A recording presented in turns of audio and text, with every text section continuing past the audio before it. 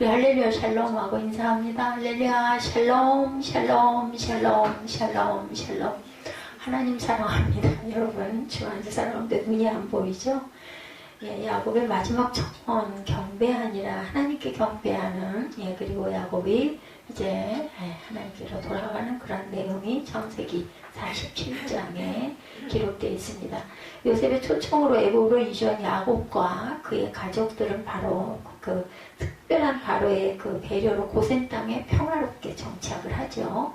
예, 47장에는 야곱이 자신의 죽음을 앞두고, 예, 요셉에게 자신의 장래에 대해서 유언하는 그런 내용이 마지막으로 들어있습니다.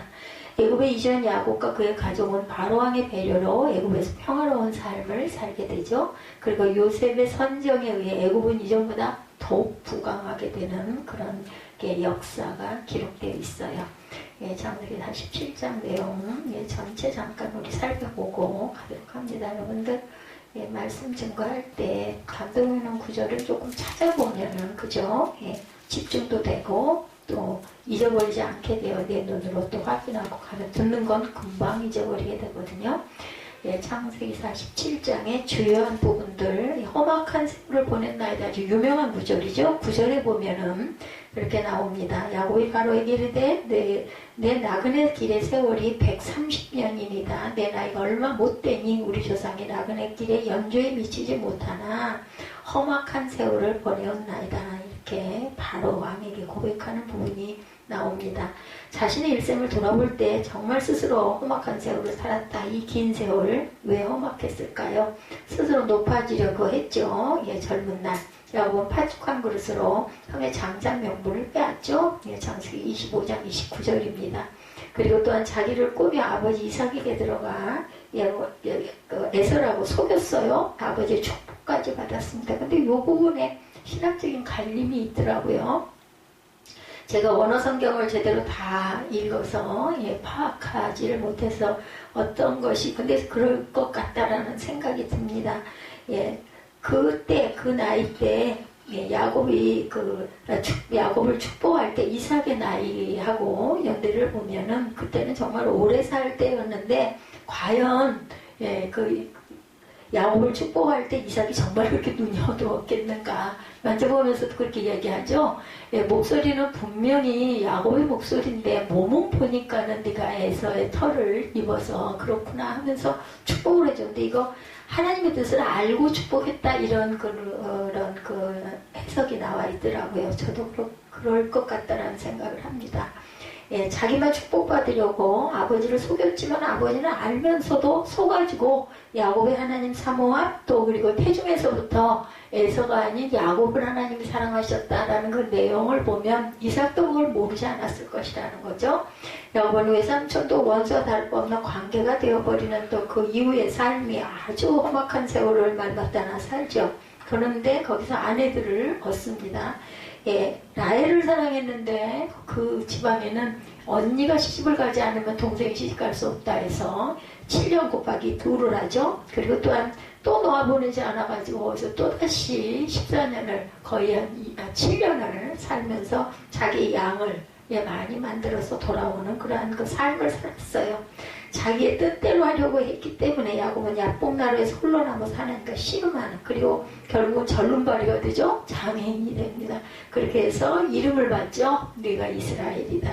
그래서 이스라엘 나라가 그 지파에서 야곱의 허리에서 난 12아들을 통해서 지파가 형성이 되고 나라 이름이 이스라엘이라는 나라가 생기죠.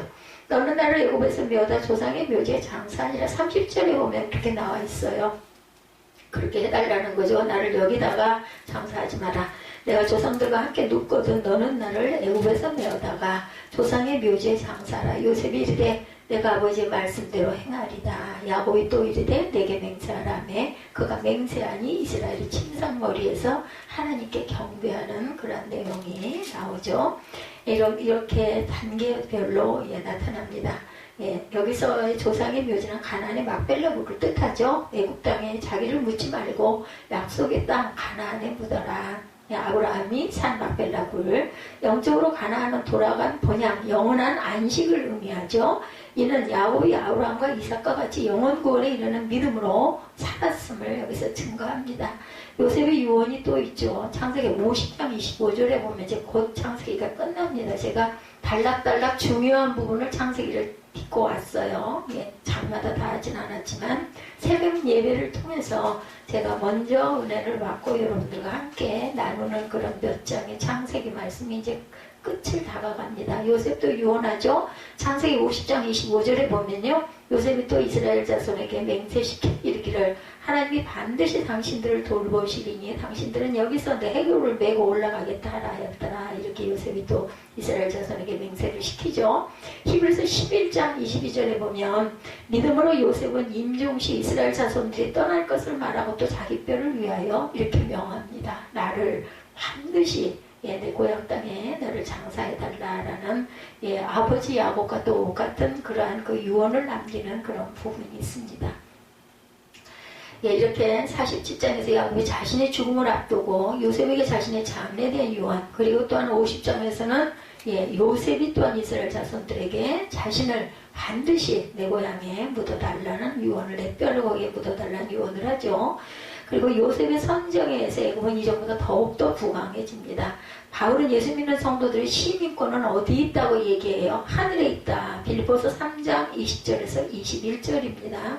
제가 읽을 때 한번 좀 찾아보다 보면 성경을 빨리 찾을 수 있는 그런 능력도 심어주고 집중도 더 많이 됩니다. 빌립보서 3장 20절 21절 제가 읽어드리겠습니다. 그러나 우리의 시민권은 어디에? 하늘에 있는지라 거기로부터 구원하는 자 곧 주 예수 그리스도를 기다리노니 그는 만물을 자기에게 복종해 하실 수 있는 자의 역사로 우리의 낮은 몸을 자기 영광의 몸의 형체와 같이 변하게 하시리라 말하죠. 다시 한번 찾으신 분은 함께 합독합니다. 그러나 우리의 시민권은 하늘에 있는지라 거기로부터 구원하는 자 곧 예수 그리스도를 기다리노니 그는 만물은 자기에게 복종하게 하실 수 있는 자의 역사로 우리의 낮은 몸을 자기 영광의 몸의 형체와 같이 변하게 하시리라. 아멘. 당시 빌립보 시민들이 비록 로마로부터 멀리 떨어져 있다 할지라도 여전히 로마 제국에 속해 있어서 로마 시민으로의 특권을 누리고 있었던 거죠. 그처럼 빌립보 성도들은 로마 시민권의 특권을 가지고 있었지만 이 땅에서 외국인과 나그네처럼 살고 이 사람들은 다 믿음을 따라 죽었으며 약속을 받지 못하였을 때 히브리서 11장 13절입니다. 그것들을 멀리서 보고 환영하며 또 땅에서는 외국인과 나그네임을 증명하였다. 베드로전서 2장 11절에도 말합니다. 사랑하는 자들아 거류민과 나그네 같은 너희를 권하노니 영혼을 거슬러 싸우는 육체의 정욕을 제어하라. 하나님의 나라에 소속된 하나님 나라 시민이라는 것을 더욱 소중히 여기며 살죠. 그래서 바울은 빌립보 성도들에게 비록 지금은 지상에 살고 있지만 하늘의 시민권을 가진 자들이기 때문에 하나님 나라의 소망을 두고 하늘나라 시민으로 합당한 모든 책임과 의무를 기쁨으로 다할 것을 권면하죠. 2000년 전에 로마 황제 시저가 통치할 당시에 유명한 정치철인 두 사람이 있었어요. 한 사람은 세네카이고 한 사람은 키케로였었죠. 이 두 사람은 로마 황제의 보좌관이라기보다는 로마 황제의 스승이라고 할 수 있는 사람들이었습니다. 그런데 이 두 사람은 모두 다 특출한 인생관을 가지고 있었어요. 세나카는 젊은 시절 어떻게 살아야 하는가에 대해서 되도록 착하게 살도록 하라. 그리고 노년이 되면 되도록 기분 좋게 죽으려고 했어라. 동의합니다. 저는. 여기서 기분 좋게 죽는다는 것은 죽음을 두려워하지 아니하고 기꺼이 죽는 것을 의미하죠. 왜냐하면 돌아갈 고향이 있기 때문에 두려움이 없다고 저는 그렇게 믿습니다. 참으로 죽음을 두려워하지 아니하고 기꺼이 죽는다는 것은 요즘 말로 웰다잉이에요. 웰다잉. 그렇죠? 준비된 아름다운 죽음이죠. 한편 키케로는 또한 이렇게 말합니다. 나는 이 세상에 태어나서 내 인생의 일부를 이 세상에 산 것을 아까워하지 않는다. 왜냐하면 나는 그동안에 무엇인가에 대하여 공헌하면서 살아왔다고 자부하기 때문이다. 그리고 나는 나의 종말이 오면 나그네 인생이 자기 집으로 돌아가기 위하여 여인숙으로 홀가분하게 나오듯이 나의 생애를 끝낼 것이다. 예. 세네카와 키케로의 고백들이 돌아가면서 그러니까 결단코 세상에 매료되거나 미혹되지 않고 초연하게 살다가 초연하게 나는 죽어간다라는 거죠. 얘들은 메멘토 모리, 내가 죽는 것을 기억하라. 항상 죽음을 염두에 두고 죽음을 준비하며 살았다는 겁니다. 나이가 먹다 보니 나이가 드니 이런 마음이 들더라고. 준비해야 되겠다.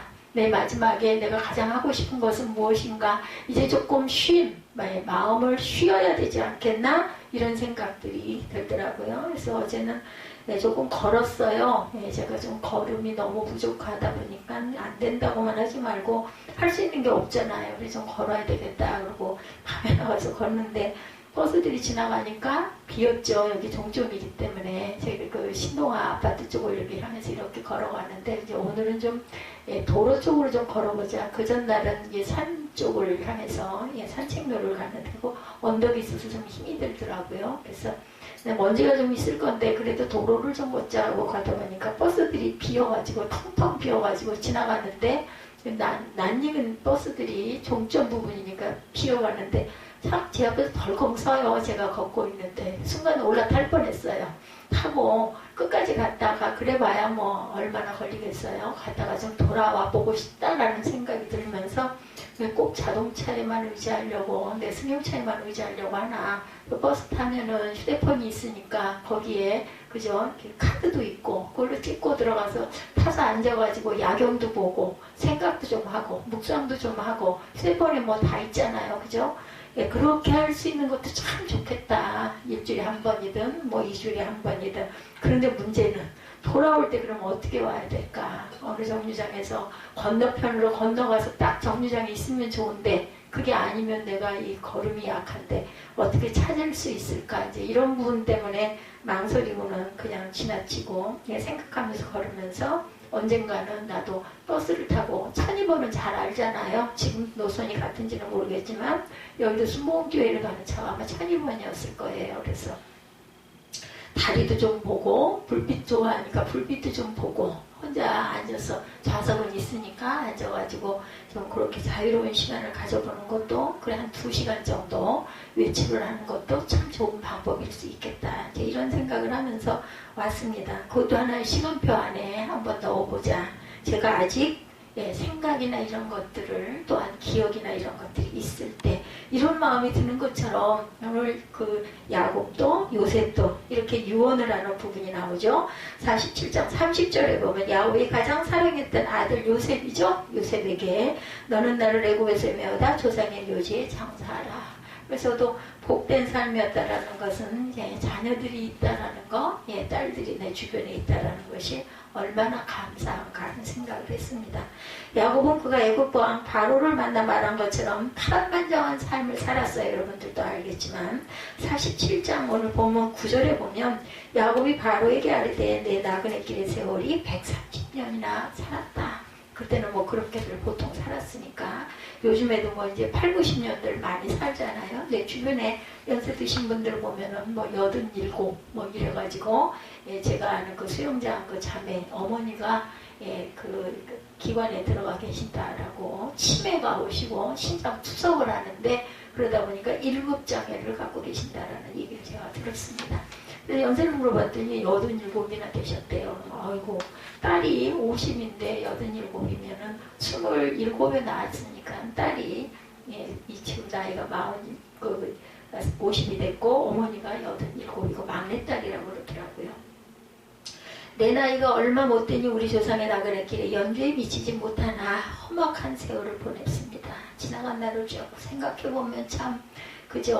울고 웃고 그리고 여행하고 그 남는 게 그 여행의 그 기억들 그 아름다운 풍광 모습 참 자연처럼 아름다운 건 없습니다. 그런 것들을 한번 좀 이렇게 쭉 둘러보고 싶다.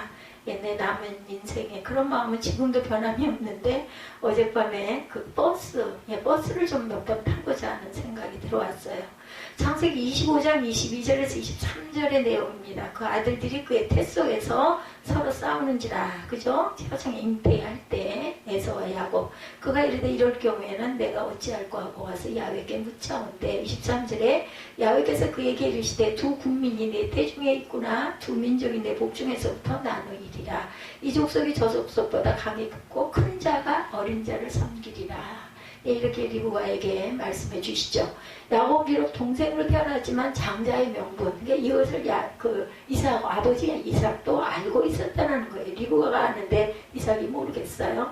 장자의 축복에 대한 대단한 열망을 가지고 형 에서의 배고프고 피곤한 약점을 이용해서 장자의 명분을 훔치죠. 그 양도가 아닙니다. 이건 훔친 거죠. 창세기 25장 29절에서 33절에 보면은 이렇게 기록되어 있습니다. 야곱이 죽을 수 없더니 에서가 들에서, 에서는 그 사냥하는 자였고 이삭이 그래서 에서를 좋아하죠. 고기를 맨날 먹을 수 있으니까. 야곱은 아직 여자 같아가지고 엄마 치마꼬리만 붙들고 주방으로 왔다 갔다 했던 그런 아들이고, 에서는 아주 장대하고 털도 많고 사냥을 잘해가지고 짐승을 잡아오니까 아버지 이삭은 그 고기가 너무 좋아서 아들을 굉장히 좋아했다라고 나오지만 하나님의 뜻은 알았다라는 거죠. 30절에 야곱에게 이르되 내가 피곤하니 그 붉은 것을 내가 먹게 하라 한지라. 그러므로 에서의 별명은 에돔이었습니다. 31절에 야곱이 불다라는 뜻입니다. 에돔은 야곱이 이르되 형의 장자의 명분을 내게 팔아라. 32절에 보면 에서가 이르되 내가 죽게 되었으니 이 장자의 명분이 내게 뭐가 유익하겠니? 야곱이 이르되 오늘 내게 맹세하라. 에서가 맹세하고 장자의 명분을 야곱에게 말로 판 거예요. 그리고 팥죽을 형에게 주었겠죠. 이게 이제 유효하다고 얘기하는 거죠. 그리고 어머니 라헬과 공모해서 형 에서로 위장해서 눈먼 아버지 이삭을 속여서 장자 축복을 받아내고야 맙니다. 이 사건으로 에서는 야곱을 죽여서 한을 풀고자 아버지 이삭이 죽기만을 기다리죠. 이를 눈치챈 어머니 라헬이 에서의 분노가 풀리기까지 야곱을 머나먼 하란 땅 외삼촌 집으로 피신을 시키죠. 외삼촌 집에 도피한 야곱은 그곳에 거의 종살이 하다시피 여러분들이 잘 아시지만 20년 동안을 아내 얻기 위해서 14년, 나머지는 또 못 가게 붙잡으니까 만류를 어쩌지 못해가지고 그래서 양을 치고 돌보면서 그러는 동안 이제 라반, 삼촌 라반의 아들들이 자라는 거예요. 그 20년 동안. 그리고 야곱은 거기서 거의 종살이를 그렇게 하고 나중에 돌아오게 되죠. 야곱은 더위와 추위를 무릅쓰고 눈붙일 겨를 없이 지낸 20년 종살이에 대한 삭슬 한 번도 받지 못할 지경에 하나님께서 외삼촌 라반을 책망하십니다. 마침내 거부가 되어서 금이 환영을 하는 부분이 창세기 30장 43절에 기록되어 있습니다. 31장 40절에서 42절에 보면 40절에 내가 이와 같이 낮에는 더위와 밤에는 추위를 무릅쓰고 눈붙일 겨를도 없이 지냈나이다. 내가 외삼촌의 집에 있는 이 20년 동안 외삼촌의 두 딸을 위하여 14년, 외삼촌의 양떼를 위하여 6년을 외삼촌에게 봉사하였거니와 외삼촌께서 내 품삯을 10번이나 바꿨다고 그래요. 그러니까 정말 억울한 일을 당했다는 거죠. 42절에 우리 아버지 하나님, 아브라함의 하나님, 이삭을 형의 하나님과 나와 함께 계시지 아니하셨더라면 외삼촌께서 언제 나를 빈손으로 이제 나를 빈손으로 돌려보냈으리이다마는 하나님이 내 고난과 내 손의 수고를 보시고 어젯밤에 외삼촌을 책망하셨나이다. 이렇게 기록되어 있어요. 그러니까 성경 말씀에 기록된 그대로 제가 전합니다. 하나님의 명령으로 20년 만에 고향으로 돌아가지만 형 에서의 분노가 문제이죠. 그러나 약복강 나루 에서 나를 새도록 하나님께 기도합니다. 하나님께서 에서에게 은혜를 베푸심으로 에서의 원한이 봄눈 녹듯 마음이 풀리는 해결을 받게 된 거죠. 이렇게 해서 베델로 돌아온 야곱은 평안히 살게 되는가 싶었는데 12아들 중 가장 사랑하는 아들 요셉이 짐승에 물려 죽었다는 소식을 듣고 너무나 슬퍼하죠. 내가 슬퍼하다가 저 세상에 있는 내 아들에게 가겠다며 오랫동안 애통해하며 아들의 죽음을 슬퍼하고 지냈어요. 근데 정말 가뭄이 들어가지고 애굽으로 곡식을 사러 갈 즈음에 아들 요셉이 거기서 그렇게 대단히 잘 돼 있는 줄 누가 알았겠습니까? 하나님이 보호하셔서 그 억울한 요셉을 잘 보호하시고 거기서 총리가 되게 하시죠. 요셉을 시기 질투하는 형들에 의해 애굽의 노예로 팔려갔어요. 그죠? 17세의 나이에 노예로 팔려간 요셉은 13년 만에 애굽 총리에 오르게 되고 팔레스타인 전역에 극심한 흉년이 들어 야곱도 아들들을 애굽에 보내 양식을 구하도록 합니다. 그 과정에서 요셉의 형들은 총리가 자신들의 노예로 팔아버린 동생이 요셉이라는 사실에 대해서 나중에 알고 하죠. 아연 실색하고 아이고 이제 죽었구나. 그러니까는 심은 대로 갚아주시는 하나님이시죠. 요셉은 형들에게 보복하지 않습니다. 하나님께서 야곱의 가족들을 구하고 아브라함에게 약속한 민족이 번성케 하기 위한 하나님의 뜻을 이루시기 위해서 자신을 먼저 애굽에 보낸 것이라면서 오히려 형들을 위로하죠. 이복 형들을. 그리고 아버지와 모든 가족을 애굽으로 데려오도록 하죠. 그렇게 해서 애굽에서 가장 비옥한 고센에서 큰 민족으로 번생. 이건 누가 한 거예요? 요셉이 하나님께 기도했고 하나님께서 기회를 주신 거죠. 그래서 우리가 이걸 잘 잡아야 됩니다. 하나님 하나님께서 나에게 어떤 기회를 주셨다라는 것을, 그래서 제가 아까 우리 그 세빈 예배 때 그렇게 기도했어요. 하나님 하늘의 지혜를 허락하여 주시옵소서. 가장 중요한 게 바로 이겁니다. 우리가 세상적으로 살 때는 이게 무슨 상관이냐, 내가 먹고 살려면 정말 열심히 벌어야 되는 게 정말 중요하죠. 그러기 위해서는 건강해야 되고 중요하지만, 가장 중요한 건 하나님께서 우리가 살아가는 인생에 어떤 기회들을 주실 때 내가 이 하나님이 내게 주시는, 베풀어 주시는 은혜다라는 걸 깨달으면 딱 잡을 줄 아는 지혜, 그게 어떻게 기도했을 때 우리 마음에 그게 오죠. 소망으로 옵니다. 이거 하나님의 뜻인가 아닌가, 이거를 물어야 되고 기회를 붙잡을 줄 알아야 됩니다. 그 선택은 누구에게? 우리 모두 자신들에게 있다라는 거 잊지 마시기 바랍니다. 창세기 45장 7절에서 10절에 보면 하나님의 큰 구원으로 당신들의 생명을 보존하고 당신들의 후손을 세상에 두시려고 나를 당신들보다 먼저 보내셨나니, 내가 이걸 깨달아 알았다라는 거죠. 애굽에 가서 이제 알게 된 거예요. 요셉도 처음부터 안 건 아니죠. 그런즉 나를 이리로 보낸 이는 당신들이 아니고 하나님이시라. 하나님이 나를 바로에게 아버지로 삼으시고 그 온 집에 주로 삼으시며 애굽 온 땅을 통치자로 삼으셨나이다. 당신을 속히 아버지께로 올라가서 아뢰기를, 아버지의 아들 요셉의 말에 하나님이 나를 애굽 전국의 주로 세우셨으니 지체 말고 내게로 내려오사 아버지의 아들들과 아버지의 손자들과 아버지의 양과 소와 모든 소유가 고센 땅에 머물며 나와 가깝게 하소서. 이렇게 해서 오게 하죠. 고산 땅에 이르게 된 야곱의 애굽왕 바로가 말한 파란만장한 인생 130년을 살아갔다고 고백하는 내용이 나오죠. 47장에. 그 야곱이 애굽 고센 땅에서 17년 동안 온갖 풍요로움을 누리며 인생의 마지막 때에 이런 여유, 이런 자유, 이런 보호, 얼마나 감사하겠어요. 그죠? 정말 어렵고 험악한 세월을 살았지만 내가 17년 동안을 이렇게 풍요를 누리고 살았나이다 라고 고백을 합니다. 그리고 자기 죽는 날이 가까워오자 요셉을 불러서 이제 유언을 하는 거지. 또 바로 오늘 본문이죠.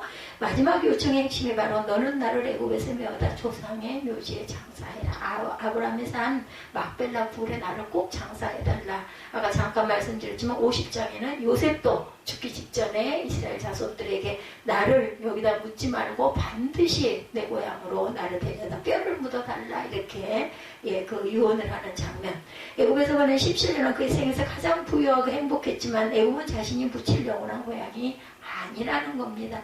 우리의 영원한 고향은 영적으로는 하늘나라고 우리 육신적으로는 내 고향이 나를 갖다 묻어달라. 아니 요즘에는 그저 화장도 많이 하고 그것을 어디에다가 묻기도 하고 또 뿌리기도 하고, 요즘에 뿌리는 건 금지되었다고 하죠. 아니면 아직도 자신의 그 장지 묘가 있는 사람들은 또 그렇게 묻기도 합니다. 조상의 묘지는 야곱의 조상들, 할아버지 아브라함과 할머니 사라, 아버지 이삭과 어머니 리브가가 묻혀있는 막벨라 굴을 말하죠.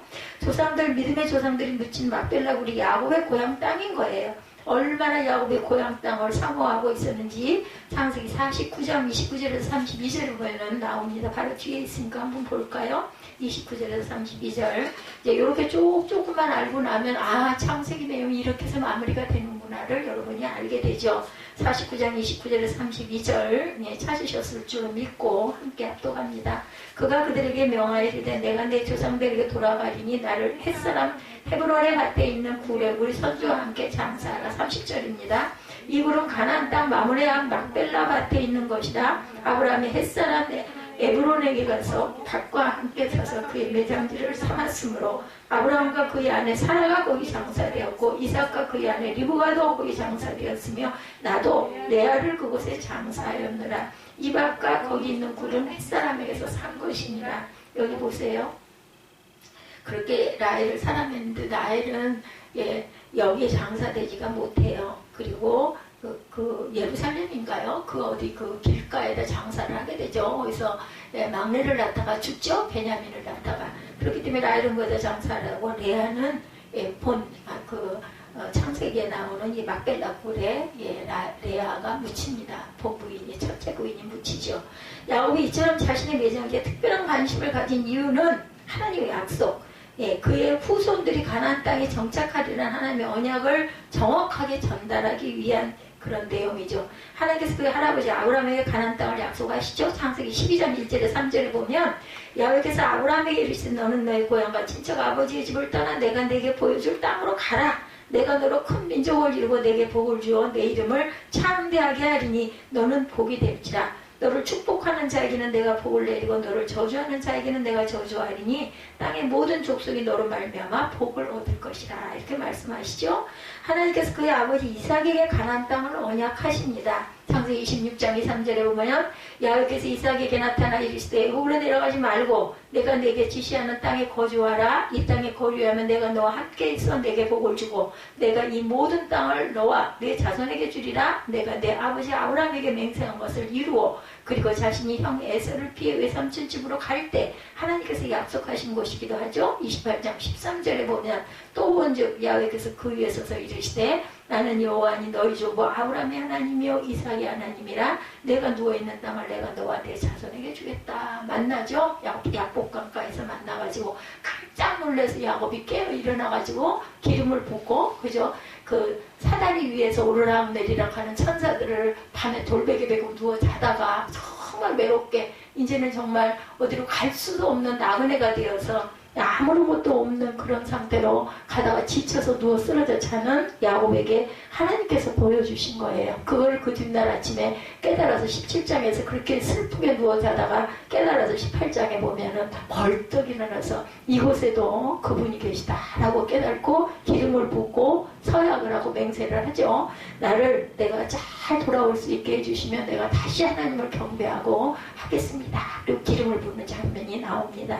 야곱이 여기서부터도 하나님을 의지하고 있는 것이 보이죠. 그러니까 모든 게 정말 온전치 않았던 야곱이지만 우리의 모습이에요. 그렇지만 하나님을 붙들고 있는 손을 놓지는 않았다는. 그래서 이렇게 축복을 받고 살게 된 거죠. 야곱은 베델에서 돌베개를 메고 잘 때 하나님께서 말씀하시고 약속하신 바를 굳게 믿고 평생 가슴에 담고 살았다. 그게 중요합니다. 창세기 28장 10절에서 14절입니다. 야곱이 브엘세바에서 떠나 하란으로 향하여 가더니 한 곳에 이르러 해가 진지라 거기서 유숙하려고 그곳 한 돌을 가져다 베개로 삼고 거기 누워 자더니 꿈에 본즉 사닥다리가 땅에 서 있는데 그 꼭대기가 하늘에 닿았고 본즉 하나님의 사자가 그 위에서 오르락 내리락 하고 또 본즉 야훼께서 그 위에 서서 이르시되 나는 야훼니 너희 조부 아브라함의 하나님이여 이삭의 하나님이라. 내가 누워있는 땅을 내가 너와 내 자손에게 주리니 내 자손이 땅에 티끌같이 되어 내가 서쪽과 동쪽과 북쪽과 남쪽으로 퍼져나갈지며 땅의 모든 족속이 너와 내 자손으로 말미암아 복을 받으리라. 이렇게 축복을 해주시는 부분을 장면을 깨달아 알고 들은 거죠. 야곱은 아들 요셉을 총리로 있는 애굽 땅에서 얼마든지 호화로운 묘지에 장사 지낼 수 있었겠죠. 야곱의 몸을 향으로 처리하는 데는 40일이 걸렸다고 합니다. 그 시절에는 이렇게 했기 때문에 애굽 사람들이 무려 70일 동안 애곡을 하도록 했다는데 요셉은 얼마든지 거대하고 화려한 묘지에 매장할 수도 있었을 거예요. 애굽에 지금도 남아있는 거대한 묘지 피라미드처럼 장사 지낼 수도 있었을 것이나 야곱은 그 모든 것 영화로운 애굽 땅에 묻히는 것보다 조상들의 땅에 맡기려고 그래 묻히기를 소원하죠. 그의 믿음이 어떤 것인가를 자손에게 확실하게 보여주는 마지막 청원이기도 합니다. 야곱은 147년 생애를 보내면서 하나님의 약속, 하나님 말씀에서 벗어났을 때 어김없이 역경을 겪게 되었고 하나님께서 말씀하신 대로 어디로 가든 함께 하시지 아니하셨다면 빈 털터리가 될 수밖에 없었음을 체험했기 때문에 이처럼 하나님 약속에 따라 자신을 장사 지내도록 하는 거죠. 이렇기 때문에 그 선진들의 그 이야기를 통해서 나는 과연 어떻게 할 것인가를 여러분들이 꼭 깨달아 아는 믿음의 시간이 되시기를 주님의 이름으로 축복합니다. 선택은 내가 하는 거예요. 기회는 하나님이 주십니다. 그걸 깨달을 줄 알아야 되고 하나님께서는 우리에게 자신의 그 자의 의지를 그렇게 거기에 맡기죠. 그렇게 우리를 만드셨어요. 하나님께서 나타나셨던 것 그리고 그곳에 하나님의 성전을 세울 것과 11조를 드리겠다고 서원했던 베델에 올라가서 하나님께 예배를 드리라는 거죠. 하나님께서 약속하신 대로 대가족을 이루고 거부가 되어 평안히 돌아오게 복을 주셨어요. 그러면 야곱은 자신이 약속한 대로 고향에 돌아와 제일 먼저 베델로 올라가서 예배 처소를 마련하고 예배를 드리고 하나님께 헌물 11조를 드려야 마땅했습니다. 야곱이 당하게 된 환난과 위기는 바로 베델을 잃어버린 데서 시작이 된 거예요. 참다운 성도가 되는 길이 얼마나 하나님 말씀을 많이 아느냐가 아닙니다. 그 말씀을 얼마나 많이 진실하게 뭐예요? 행하고 나아가느냐, 실천했느냐가 가장 중요하다는 거죠. 하나님께서 야곱에게 일어나 베들로 올라가라고 말씀하신 이유는 바로 20년 전 바로 그때를 기억하라고 말씀하신 것이죠. 내가 너 야곱이 약속한 대로 예배 초소를 마련하고 예배를 드리고 11조를 바치라는 거죠. 예루살렘에서는 독일 나치에서 희생된 600만 유대인을 추모하는 기념관이 있습니다. 그것의 이름을 야드바심이라고 해요. 야드바심이란 기억이란 뜻이에요. 유대인들은 독일 사람들에게 당한 것을 절대로 잊지 말자 이렇게 약속들을 한 거죠. 성경에는 잊을 것과 잊지 말 것을 분명하게 구분하고 있습니다. 사람들은 잊을 것은 잊지 않고 잊지 말아야 할 것은 잊고 살아가는데 문제가 있는 거죠. 야곱은 하나님께서 다시 나타나셔서 베델로 올라가라고 말씀하실 때 자신의 모습을 보고 깜짝 놀랍니다. 베델의 소원을 이제 기억을 한 거예요. 잊어버리고 있었어요. 사는데 급급해가지고 야곱은 곧장 전식소를 모아놓고 말하죠. 너희 중 이방 신상을 버리고 이렇게 시작이 됩니다. 창세기 35장 2, 3절입니다. 자신을 정결케 하고 우복을 바꾸라. 우리가 일어나 베델로 올라가자. 나의 환난 날에 내게 응답하시고 나의 가는 길에서 나와 함께 하신 하나님께 내가 거기서 단을 쌓으려 하노라. 환난 날에 함께 하시며 외삼촌 집에 가서 숱하게 사기를 당하면서도 하나님께서는 약속하신 대로 대가족이 되게 하시고 거부가 되어 평안히 돌아오게 하신 하나님의 크신 은혜를 잊어버린 것을 이제 깨달은 것이죠. 고생 끝에 대가족이 되어 모든 외로움은 사라지고 나니까 외롭고 두려울 때 함께 하셨던 하나님을 깜빡 잊어버리고 하나님보다는 딸 디나와 자녀들이 더욱 귀하고 사랑스럽게 여겨졌던 것이죠. 거부가 되어 금이 환영하다 보니 10번이나 사기당해 품삯 한 푼도 받지 못하는 형편에 모든 것을 찾기 위해서 거부가 되신 하나님보다는 재산이 더 소중하게 여겨졌고 가족이 더 소중하게 여겨졌다라는 거죠. 그것도 또한 우리의 모습입니다. 그래서 예배와 신림 11조를 잊어버리고 지냈다. 하나님 앞에 나와 예배드리기 전에 하나님보다 더 사랑하는 것도 있다면 우리가 과감하게 내려놓을 줄 알아야 된다라는 거. 우리 생활 속에서 항상 만나고 얘기하고 대하고 보고 지내다 보면 하나님은 저 뒤에 계시고 바로 눈앞에 있는 것을 연연할 수밖에 없는 우리의 성정을 가진 것이죠. 이것을 기억할 줄 알아야 되고 돌이킬 줄 알아야 된다. 늦었다 할 때가 바로 이때라는 것을 잊지 마시기 바랍니다. 그리고 야곱은 가족들에게 정결케 하고 베델로 올라가자고 선포하죠.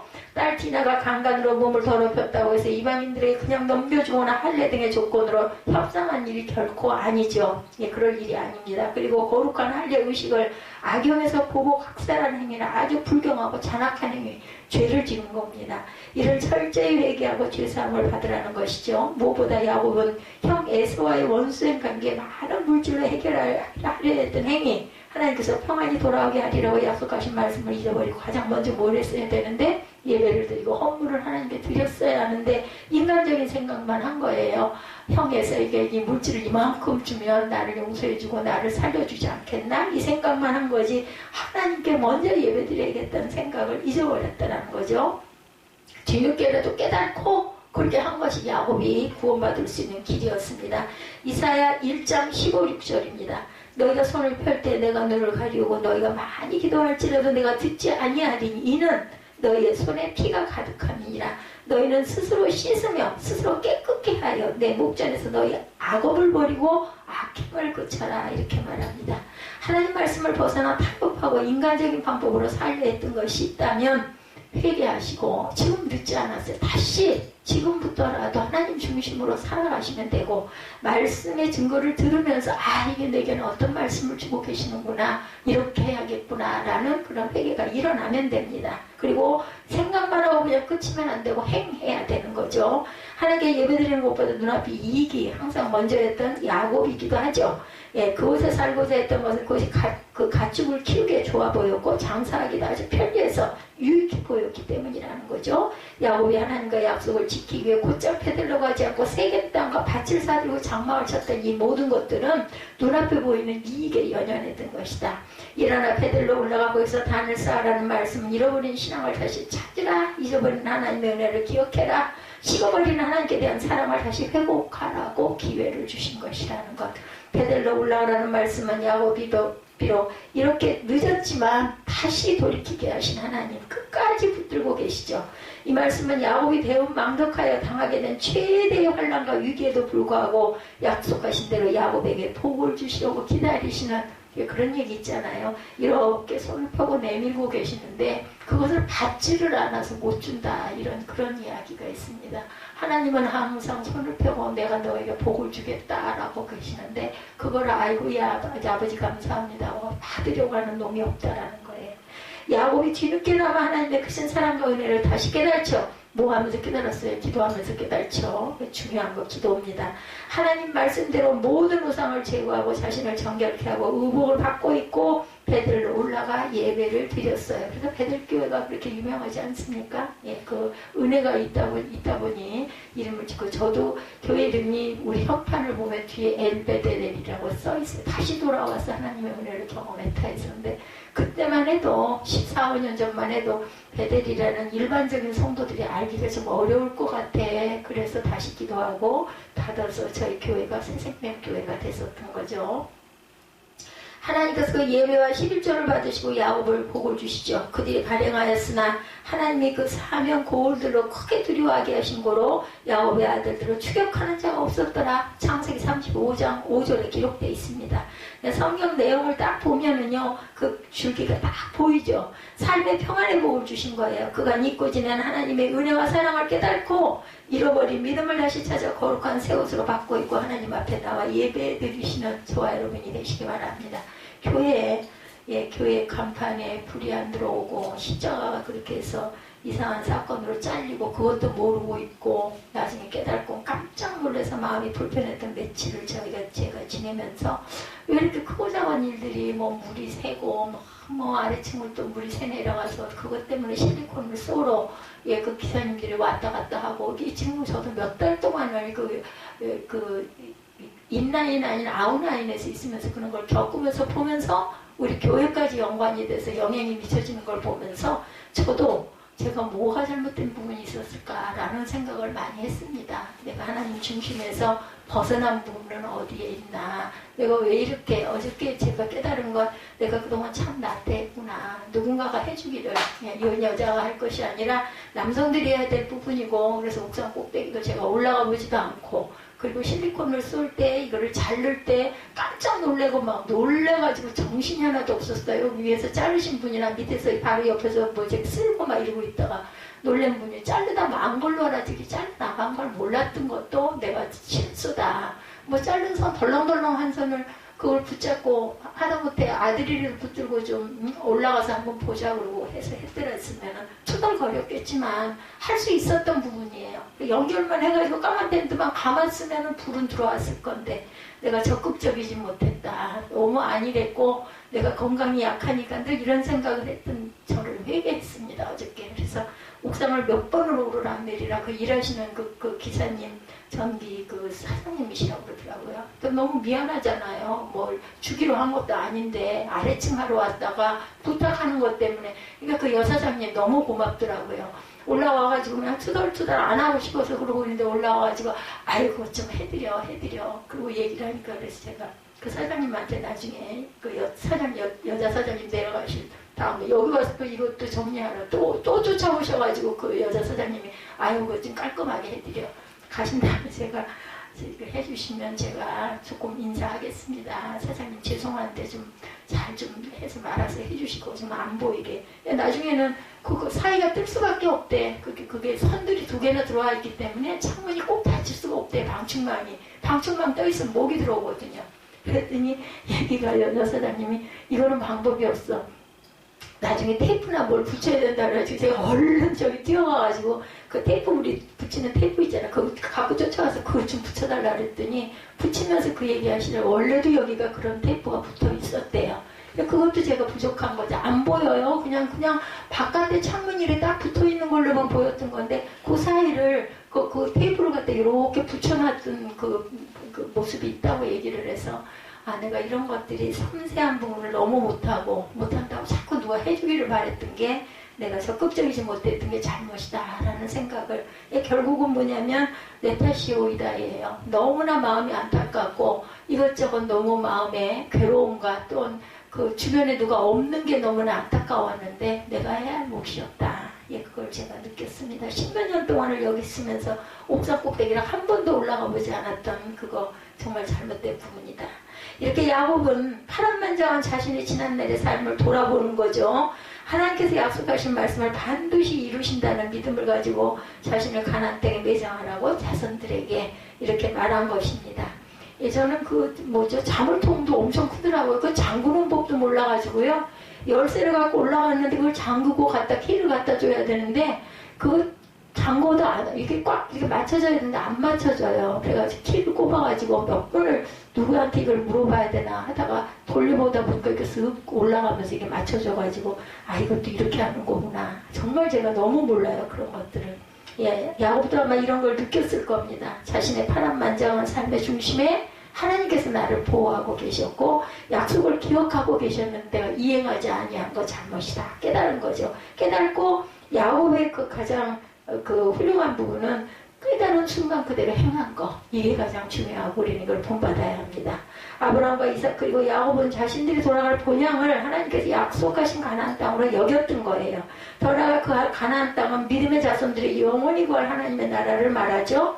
다시 말해서 아브라함과 이삭과 야곱도 믿음의 선지들은 모두가 다 하나님 나라를 영원한 본향으로 믿고 본향을 사모하고 믿음으로 살았던 거죠. 히브리서 11장 14절에서 16절에 증거합니다. 그들이 이같이 말하는 것은 자기들이 본향 찾는 자임을 나타냅니다. 그들이 나은 바 본향을 생각하였더라면 돌아갈 기회가 있었으려니와 그들이 이제는 더 나은 본향을 사모하니 곧 하늘에 있는 것이라. 이러므로 하나님이 그들의 하나님이라 일컬음을 받으심을 부끄러워하지 아니하시고 그들을 위하여 한 상을 예비하셨느니라. 모세는 이러한 믿음을 가지고 이렇게 살았다라는 거죠. 히브리서 11장 24절에서 26절에 증거합니다. 믿음으로 모세는 장성하여 바로의 공주의 아들이라 칭함받기를 거절하고 도리어 하나님의 백성과 함께 고난받기를 잠시 죄악을 남을 누리는 것보다 더 좋아하고 그리스도를 위하여 받은 수모를 애굽의 모든 보화보다 더 큰 재물로 여겼으니 이는 상 주심을 바라봅니다. 우리가 땅에 사는 세상이 길어봐야 80년, 90년인데 그저 영원히 우리가 사는 그곳이 얼마나 귀합니까? 모세는 훗날 가나안 땅 점령을 앞두고 이스라엘 백성들에게 야훼 하나님을 잊지 말라고 권면하죠. 신명기 8장 11절에서 18절입니다. 내가 오늘 내게 명하는 야훼의 명령과 법도와 규례를 지키지 아니하고 내 하나님 야훼를 잊어버리지 않도록 삼갈지어다.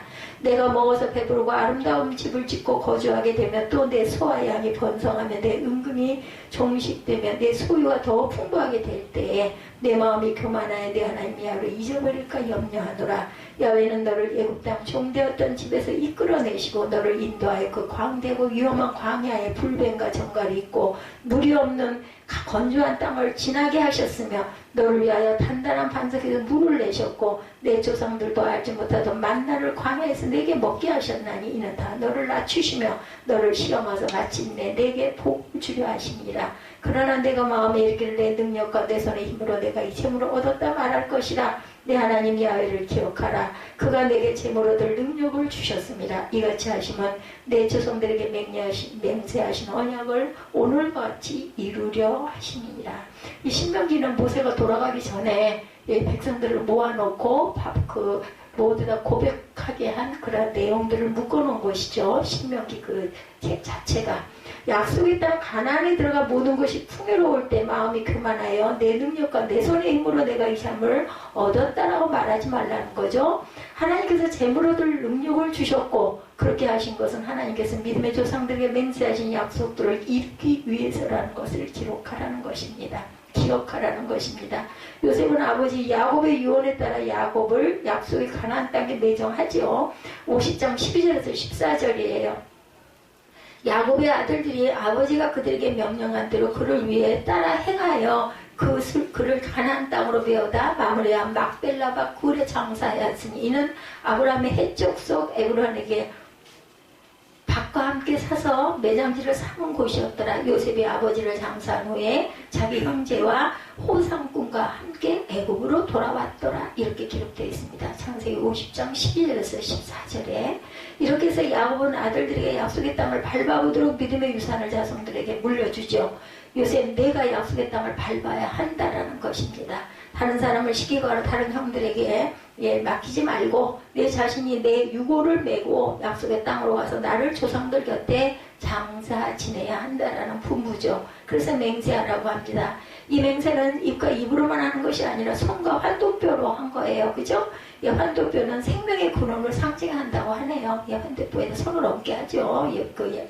요셉에게 목숨을 걸고 맹세하도록 반드시 지키라는 겁니다. 참으로 야곱은 위대한 믿음의 조상이었어요. 여러분은 믿음으로 말미암아 아브라함의 자손이 되셨죠. 그리고 그 믿음으로 말미암아 믿음 있는 아브라함과 함께 복을 받게 될 줄로 믿습니다. 갈라디아서 3장 7절에서 9절입니다. 그런즉 믿음으로 말미암은 자들은 아브라함의 자손인 줄 알지어다. 또 하나님의 이방을 믿음으로 말미암아 의로 정하실 것을 성경이 미리 알고 먼저 아브라함에게 복을 전하되 모든 이방인이라 나로 말미암아 복을 받으리라 하였느니라. 그러므로 믿음으로 말미암은 자는 믿음 있는 아브라함과 함께 복을 받느니라. 아멘. 꼭 기록하셨다가 미처 못 찾아보신 분은 찾아서 한번 보시기 바랍니다. 갈라디아서 3장 7절에서 9절입니다. 이따 우리 말씀 읽는 시간에 갈라디아서 3장을 읽어보도록 하죠. 따로 읽어야지 했다가 잊어버리죠. 이 1절을 하다 보면은. 야곱처럼 자손 대대로 복을 받는 믿음의 유산을 자손들에게 물려줄 수 있는 저와 여러분들이 되시기 바랍니다. 아브라함과 이삭 그리고 야곱처럼 하나님 나라를 영원한 본향으로 삼고 그 나라를 소망하고 하나님 말씀대로 생활하고 지금 우리가 사는 이 삶과 또한 우리가 돌아갔을 때 그 더불어 약속하신 아브라함의 축복에 함께 하시는 저와 여러분들이 되시기를 주님의 이름으로 축복합니다. 오늘은 야곱의 마지막 청원, 그죠? 하나님께 경배하니라. 그래서 그들 다 약속을 받고 하나님께 친상에서 경배하는 야곱의 이야기 마지막 부분을 함께 우리 묵상했습니다.